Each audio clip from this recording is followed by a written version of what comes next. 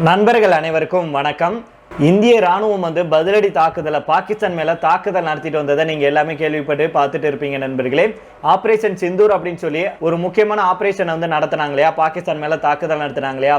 இந்த தாக்குதல்ல பாத்தீங்கன்னா இந்தியாவுடைய பரம எதிரி மசூத் அசார் இருக்கான் இல்லையா, அவனுடைய மொத்த ஃபேமிலியும் காலி அப்படின்னு சொல்லப்படுது. கிட்டத்தட்ட 16 பேர் கொல்லப்பட்டிருக்காங்க இந்த தாக்குதல் அப்படிங்கிற தகவல் கிடைச்சிருக்கு. அதை பற்றி லேட்டஸ்டான தகவலையும் அதே போல பாத்தீங்க அப்படின்னா நம்முடைய இந்திய ராணுவம் முழு அளவிலான போருக்கு தயார் நிலையில இருக்க வேண்டும் அப்படின்னு ஒரு அதிரடியான உத்தரவு போடப்பட்டிருக்கு. அதுக்கான அறிகுறி இப்ப தென்பட்டிருக்கு. அதே போல இந்த தாக்குதல் சம்பந்தமாக நம்முடைய இந்திய ராணுவம் ஒரு முக்கியமான பரபரப்பான ஒரு வீடியோ ஆதாரத்தை நம்முடைய இந்திய ராணுவம் வெளியிட்டு இருக்காங்க. இதை நீங்க கண்டிப்பா பார்க்கணும் அப்படிங்கறத நான் கேட்டுக்கொள்கிறேன். அதை தொடர்ந்தே பாத்தீங்க அப்படின்னா மொத்த உலகுக்கும் நம்முடைய ஜெய்சங்கர் அவர்கள் ஒரு முக்கியமான மெசேஜ் கொடுத்திருக்கிறாரு. அதை பத்தி நாம இந்த வீடியோல தெரிஞ்சுக்கலாம். இப்படி இந்தியா பாகிஸ்தான் தொடர்பான பல செய்திகளை நம்ம இந்த ஒரே வீடியோல பார்க்க போறோம் நண்பர்களே. அதனால கடைசி வரைக்கும் கேளுங்க, கடைசி வரைக்கும் ஸ்கிப் பண்ணாம பாருங்க அப்படிங்கறத கேட்டுக்கிறேன். பல சுவாரஸ்யமான தகவல், யாரும் சொல்லாத வெளிவராத உண்மைகள் எல்லாமே நம்ம சொல்ல போறோம். அதுக்கு முன்னாடி நம்முடைய சேனலை சப்ஸ்கிரைப் பண்ணாம இருக்கீங்கன்னா மறக்காம சப்ஸ்கிரைப் பண்ணிக்கோங்க. புதுசா நம்முடைய வீடியோ பார்த்துட்டு இருக்கும் நண்பர்களும் சப்ஸ்கிரைப் பண்ணிட்டு அந்த பெல் ஐகானை கிளிக் பண்ணிக்கோங்க. வாங்க நண்பர்களே, வீடியோக்குள்ள போயிடலாம். நம்முடைய இந்திய ராணுவம் ஒரு மிகப்பெரிய தாக்குதலை நடத்தினாங்க இல்லையா. இந்த தாக்குதல்ல பாத்தீங்க அப்படின்னா மசூத் அசார் இருக்கான் இல்லையா, அவனுடைய ஃபேமிலி கிட்டத்தட்ட அவனோட தங்கச்சி, அவனோட பிரதரு, அவன் கூட பிறந்தவங்க அப்படி இப்படின்னு சொல்லி மகா அப்படின்னு உள்பட கிட்டத்தட்ட 16 பேர் உயிரிழந்துள்ளதாக சொல்லப்படுது. ஜெய்ஷ் இ முகமதுடைய சீப் மௌலானா மசூத் அசார் 14 பேரை இந்திய ராணுவம் கொன்றுச்சு அப்படின்னு சொல்லி அதிகாரப்பூர்வமாக தெரிவிச்சிருக்காங்க. மேலும் மசூத் அசாருடைய அக்காவும் கொல்லப்பட்டிருக்காங்க, அந்த அக்காவோட ஹஸ்பண்டும் கொல்லப்பட்டிருக்காங்க, அவனோட மச்சனை, அவனோட ஒய்ஃபு எல்லாத்தையுமே கொண்டு குவிச்சிருக்காங்க அப்படின்னும், இது மட்டும் இல்லாம 5 குழந்தைகளையும் அவனுடைய ஃபேமிலியையுமே கொண்டு குவிச்சிருக்காங்க நம்முடைய இந்திய ராணுவம் அப்படின்னு சொல்றாங்க. மேலும் இந்த தாக்குதல் பாகிஸ்தானையே அலற வச்சிருக்கு, உலக நாடுகளே திகைக்க வச்சிருக்கு அப்படின்னே தான் நம்ம சொல்லணும். ஆனா இதுல என்ன ஒரு வருத்தமான விஷயம் அப்படின்னா, இவங்க எல்லாத்தையும் போட்டு தள்ளினதுல மசூத் அசாரையும் நம்ம போட்டு தள்ளியிருந்தோம்னா ஒரு மிகப்பெரிய வெற்றி நமக்கு கிடைச்சிருக்கும் அப்படிங்கிறதா நம்முடைய கருத்தாக இருக்கு. இவன் ஒன்றும் எங்கேயும் போயிட மாட்டான், இந்த ஃபேமிலியெல்லாம் காலி பண்ணிட்டோம் இல்லையா, இனி விரைவில் மசூத் அசார் மேல மிகப்பெரிய தாக்குதல் நடத்தி அவனை கொல்லுவோம் அப்படிங்கிற ஒரு திட்டத்தோட தான் நம்முடைய இந்திய ராணுவம் களமிறங்கியிருக்காங்க. அதன் ஒரு பகுதியாக தான் ஒரு முக்கியமான அதிரடி உத்தரவையும் நம்முடைய இந்திய ராணுவத்துக்கு கொடுத்திருக்காங்க. முழு அளவிலான போருக்கு ஒரு அறிகுறியாகவே இது தென்படுது அப்படின்னு சொல்றாங்க. அதாவது நாடு முழுக்க இருக்கும் பாரா மிலிட்டரி ராணுவ வீரர்களுடைய விடுப்புகள், அதாவது லீவ் கொடுத்துருப்பாங்களே, அவங்க எல்லாத்தையுமே நீக்கியிருக்காங்க. புதுசா இனிமேல் லீவெல்லாம் எதுவும் கிடையாது, அதுக்கு பர்மிஷனே கிடையாது அப்படின்னு சொல்லி நம்முடைய இந்திய பாதுகாப்புத்துறை வட்டாரங்கள் சொல்லியிருக்காங்க. ஏற்கனவே லீவ்ல இருப்பாங்களே விடுப்பு எடுத்தவங்க, அவங்க எல்லாருமே உடனடியாக நீங்க பணிக்கு திருப்ப வேண்டும் அப்படின்னு உத்தரவிடப்பட்டிருக்கு. மேலும் லீவ் எடுத்தவங்க எல்லாம் உங்களுடைய போஸ்டுகளுக்கு உடனடியாக நீங்க ரிப்போர்ட் செய்ய வேண்டும் அப்படின்னு உத்தரவிடப்பட்டிருக்கு.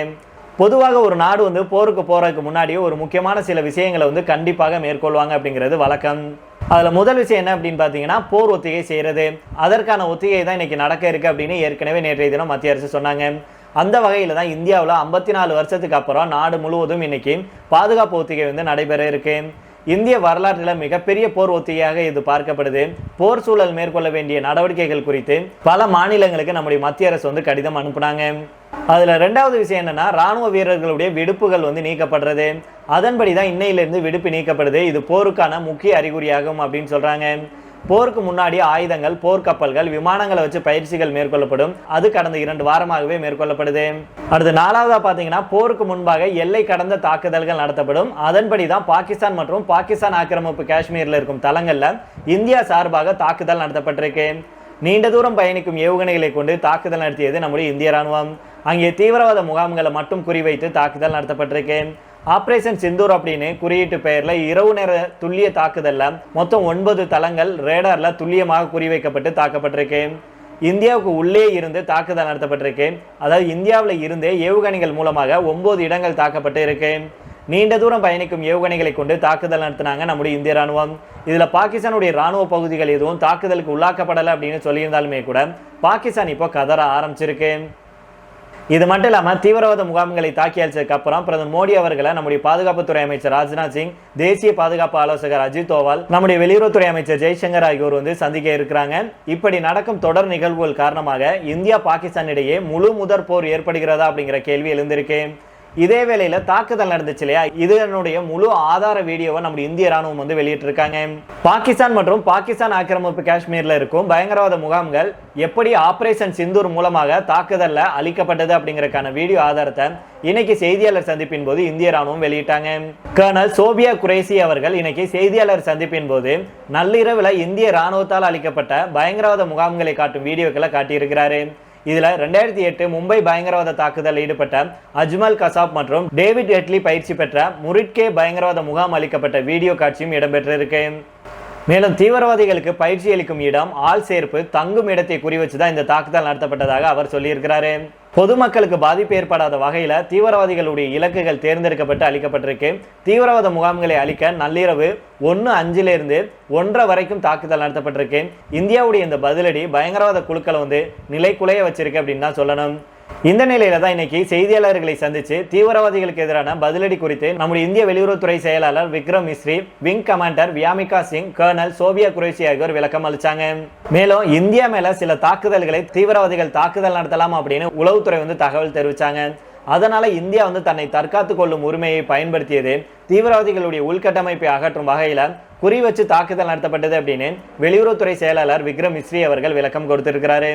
அதே போல பாத்தீங்க அப்படின்னா இன்னைக்கு மாலையில இந்தியா முழுவதும் 200க்கும் மேற்பட்ட இடங்கள்ல போர் ஒத்திகை நடக்க போவதாகவும் விக்ரம் மிஸ்ரி அவர்கள் வந்து அறிவிச்சிருக்கிறாரு. மேலும் விக்ரம் மிஸ்ரி அவர்கள் என்ன சொல்றாருன்னா, பவல்பூர், முரிட்கே, சியால்கோட், சஹாம்ரு, குல்பூர், பிம்பர், கோட்லி மற்றும் முசாபராபாத் ஆகிய பாகிஸ்தான் ஆக்கிரமிப்பு காஷ்மீர் பகுதியிலையும் சியால்கோட், பகவல்பூர், சமம்ரு மற்றும் முரிட்கே உள்ளிட்ட பாகிஸ்தானுடைய நகரங்கள்லையும் இருக்கும் தீவிரவாத முகாம்கள் மேல மட்டும் துல்லிய தாக்குதலை இந்தியா நடத்துச்சு. இந்த தாக்குதல்ல பயங்கரவாதிகள் கொல்லப்பட்டதாகவும் பலர் காயமடைந்ததாகவும் சொல்லப்படுது. இது குறித்து நம்முடைய பாதுகாப்புத்துறை அமைச்சகம் என்ன சொல்றாங்கன்னா, சில மணி நேரங்களுக்கு முன்பு இந்திய ராணுவம் ஆபரேஷன் சிந்தூர் அப்படிங்கிற மிஷனை முன்னெடுத்தாங்க. அதன்படி பாகிஸ்தான் மற்றும் பாகிஸ்தான் ஆக்கிரமிப்பு காஷ்மீர்ல இந்தியா மீது தீவிரவாத தாக்குதலை தொடுக்க திட்டம் தீட்டிய தீவிரவாத முகாம்களின் மீது தாக்குதல் நடத்தியிருக்கிறோம். மொத்தமாக 9 இடங்களை குறிவச்சு தாக்கியிருக்கிறோம். அதாவது இந்திய ராணுவம் தெளிவாக திட்டமிட்டு குறிவச்சு இந்த தாக்குதலை செஞ்சிருக்காங்க. பாகிஸ்தான் ராணுவத்துடைய முகாம்கள் எதை நாங்க தாக்கல, மேற்கொண்டு பதற்றத்தை அதிகரிக்காத வகையில தான் இந்த தாக்குதல் மேற்கொள்ளப்பட்டிருக்கு அப்படின்னு சொல்லியிருக்காங்க. மேலும் கர்னல் சோபியா குரேசி அவர்கள் என்ன சொல்றாருன்னா, பஹல்காம் பயங்கரவாத தாக்குதல்ல பாதிக்கப்பட்டவர்களுக்கு நீதி வழங்க தான் இந்த ஆபரேஷன் சிந்தூர் நடத்தப்பட்டுச்சு. 9 பயங்கரவாத முகாம்கள் குறிவைக்கப்பட்டு முழுமையாக அளிக்கப்பட்டுச்சு. மேலும் இந்தியாவுடைய ராணுவ நடவடிக்கையில பாகிஸ்தான்ல வந்து பொதுமக்கள் யாரும் கொல்லப்படல, தீவிரவாதிகளுடைய நிலையை மட்டும்தான் குறிவச்சு தாக்குதல் நடத்தி இருக்கிறோம். இதுல தேவையில்லாம பாகிஸ்தான் புலம்பருக்கு வேலையே இல்லை அப்படின்னு சொல்லி அழுத்தம் திருத்தமாக இந்திய பாதுகாப்புத்துறை வந்து சொல்லியிருக்காங்க. இது மட்டும் இல்லாம மொத்த உலகுக்குமே வந்து பாத்தீங்கன்னா ஜெய்சங்கர் அவர்கள் ஒரு முக்கியமான மெசேஜ் ஒன்றை போட்டிருக்கிறாரு. அதாவது பஹல்காம் தாக்குதலுக்கு பதிலளிக்கும் விதமாக பாகிஸ்தான் மற்றும் பாகிஸ்தான் ஆக்கிரமிப்பு காஷ்மீர்ல உள்ள இலக்குகளை இந்தியாவுடைய முப்படைகள் தாக்குதல் நடத்துச்சு. இதை தொடர்ந்து நம்முடைய இந்திய வெளியுறவுத்துறை அமைச்சர் ஜெய்சங்கர் அவர்கள் மொத்த உலகுக்கும் இது தொடர்பாக ஒரு வரியில ஒரு மெசேஜை பகிர்ந்திருக்கிறாரு. அதை பத்தி தெரிஞ்சுக்கலாம், ஸ்கிப் பண்ணாம பாருங்க. அதாவது சமூக ஊடகங்களில் ஜெய்சங்கர் அவர்கள் என்ன சொல்லியிருக்கிறார்னா, இந்த உலகம் பயங்கரவாதத்தை ஒரு துளி கூட சகித்து கொள்ளாது அப்படின்னு அவர் சொல்லியிருக்கிறாரு. கடந்த வாரம் Algeria, Greece, Sierra Leone, Guyana, Panama, Slovenia மற்றும் சொமாலியா உள்ளிட்ட ஐக்கிய நாடுகள் பாதுகாப்பு கவுன்சிலுடைய நிரந்தரமற்ற உறுப்பினர் நாடுகளுடன் பாகிஸ்தான் தொடர்பாக ஜெய்சங்கர் பேசினாரு. பாதுகாப்பு கவுன்சிலின் நிரந்தரமற்ற உறுப்பினர்கள்ல பாகிஸ்தானும் ஒன்று. இது ஒவ்வொரு 2 வருஷங்களுக்கும் மாறிக்கொண்டே இருக்கும் அப்படிங்கிற குறிப்பிடத்தக்கது. இந்த நிலையில தான் பயங்கரவாதத்தை அழிக்கிறது தான் ஒவ்வொரு உலக நாடுகளுடைய முக்கிய நோக்கம் அப்படின்னு முக்கியமான மெசேஜ் ஒன்று அனுப்பியிருக்கிறாரு ஜெய்சங்கர் அவர்கள். மேலும் பாகிஸ்தானுடைய 12வது பெரிய நகரமான பஹாவல்பூர்ல இந்திய ராணுவம் வந்து தாக்குதல் நடத்தினாங்கன்னு சொன்னோம் இல்லையா, அது வந்து வெறும் ஒரு நகரம் மட்டுமல்ல, இது வந்து ஜெய்ஷி முகமது பயங்கரவாத அமைப்புடைய அதிகாரப்பூர்வ தலைமையகமாகவும் அது நிறுவனரான மசூத் அசாருடைய சொந்த இடமாகவும் திகழுது.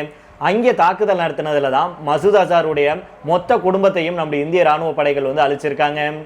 சரி நண்பர்களே, இதோட இந்த வீடியோ நாம முடித்துக் கொள்ளலாம். இதே பற்றி உங்களுடைய கருத்துக்களை கீழே உள்ள கமெண்ட் பாக்ஸில் சொல்லுங்க. மீண்டும் அடுத்த ஒரு செய்திகளில் உங்களை நான் சந்திக்கிறேன். நன்றி, வணக்கம்.